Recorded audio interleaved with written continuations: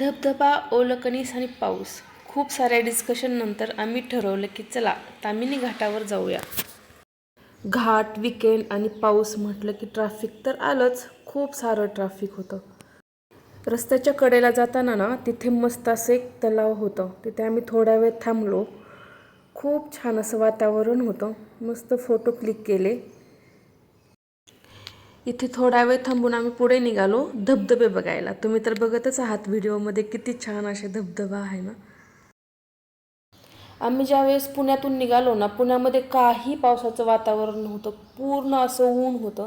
पण इथे ज्यावेळेस ताम्हिणी घाटामध्ये आलो ना, खूप छान असा मुसळधार पाऊस चालू होता. सगळीकडे मस्त अशी हिरवळ होते आणि मस्त असं धुक्याचं वातावरण झालं होतं आणि डोंगरावरती ना छान असे ढग आले होते. आणि हां, ऊन पावसाचा खेळ तर चालूच होता. कुठे ऊन होतं तर कुठे पाऊस होता. वातावरण खरंच खूप छान झालं होतं. ताम्हिणी घाट बघून झाल्यावरती आम्ही थांबलो एका धबधब्याच्या कडेला मस्त असं कणीस खाण्यासाठी.